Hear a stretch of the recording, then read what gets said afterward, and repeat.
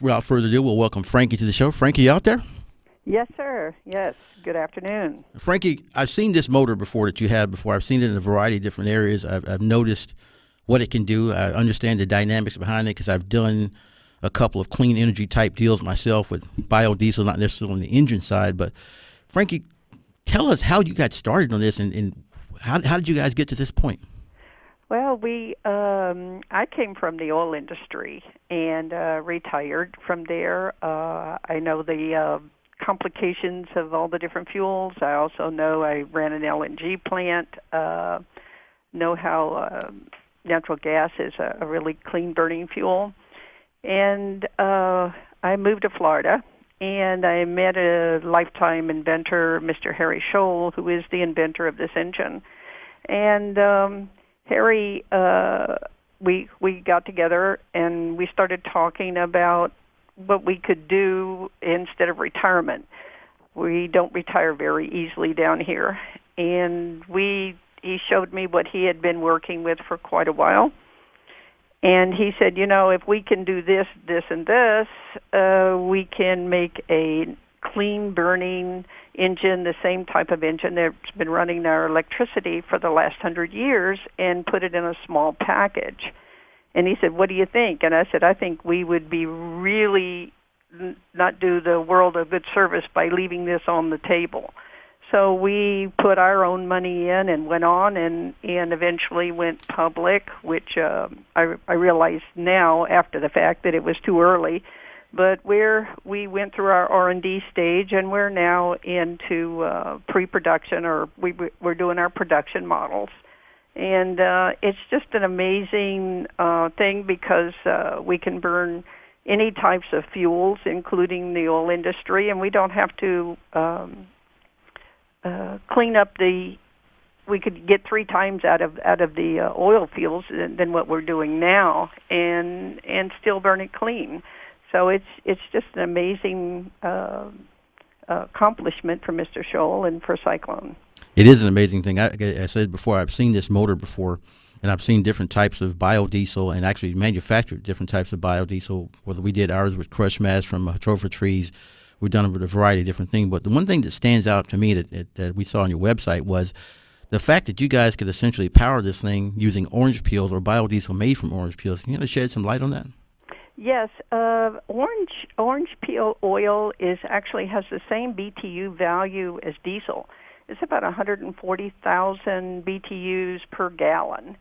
And that's why if you have your orange cleaner, it says flammable, and it's made from the oil of orange peel juice. And it's just, I know that as kids, we used to take an orange peel and squeeze it and put a match on it. And we do understand that orange peel, or delaminine is what they call it, is not a fuel that has great quantities, which is like the whole world. Everybody has biofuels in their area, and they have to mix it with diesel at a certain percentage rate to run it in the engines that they have out there today. Where if you had a Cyclone engine, you could run any liquid or vapor fuel that happens to be available. It doesn't have to meet, you don't have to meet the pentane and octane ratings and that kind of thing, but you can mix anything. Whatever's local, whatever's the cheapest, you got it. You can use it. Frankie, obviously the technology is groundbreaking, and as I said, I've seen it before with the compression of the steam and running the engine from that standpoint. An incredible pressure you guys create from the heat. Why hasn't anybody done this before? They basically it couldn't have been done before 1997, and the reason being that we can reach these temperatures and pressures, which in steam, we people say high pressure, high temperature, but that's relative to steam. And we can reach those because we use water lubrication. In the old-timey steam engines, they put oil in the water. And oil in the water at over 700 degrees carbonizes and stops up everything. Well, now they've got materials of ceramics and things like that were invented in 1997, actually for steam turbines, that we are able to use and use water as a lubricant. And when somebody tells you water isn't a lubricant, tell them to take the rubber mat out of their ceramic tub and see what happens. And so it is a lubricant, and Mr. Scholl has had a lot of experience in the marine industry, and he had other inventions that he used water lubrication. And it was just, we thought it was going to be one of the harder things, but it was actually one of the easiest things is the water lubrication. So now we can run the high temperatures, high pressure steams and reach the efficiencies of a diesel on a constant basis and get really good. Now our combustion chamber, where we burn the fuels, we keep it below 2200 degrees F. And by doing that, we don't produce NOx, because NOx doesn't appear until after 2300 degrees.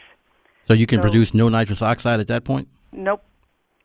No, you get on startup of the engine, you get some flame tip NOx, but after it starts up, then we run it at the lower temperatures, and it's zero NOx. Well, Frankie, the obvious competition right now is that big 600-pound gorilla in California we call Tesla, which we think is overvalued because I'm in the private equity business myself. Yeah. And they just recently announced the creation of their first semi-truck that essentially will go 200 miles on a single charge. And one of the things that we found in researching your company is that you don't believe, or we've been led to believe, that you don't believe that the torque that those trucks can generate will actually be useful on highways. Talk to me about the difference between your engine and a traditional diesel engine and an electric-driven engine, and what the efficiency differences would be. Okay, on the Tesla, for instance, number one is they've got to carry a huge supply weight of batteries to do that. And also, how do you recharge batteries? Well, Tesla says it all the time. He says he uses diesel engines to charge the battery. So you're still it's a two system, whereas we are the same system as a power plant. So why have the power plant go through the electrical lines to charge batteries when you could just put the Cyclone engine in your car or in the truck? And Frankie, we have just a few minutes here. Just right at a minute left here. One thing that stands out as far as the product is concerned is the fact that it's considered a green technology. As we close out the interview, talk to me a little bit about the green nature of the technology and where you see it going forward. The green nature is the fact that our emissions are at least a third less than everything else. We burn the fuels very efficiently. We don't have oil in the engine. We don't have oil changes, that kind of thing. We can burn biomass. It's a heat engine. We can use any heat. We use solar. Third world countries, the applications are endless. Fabulous. I can see that. The one thing that stands out to me, obviously, I've done a lot of different projects like this, and this is one that really is interesting to me because I've spent time with a lot of different energy groups.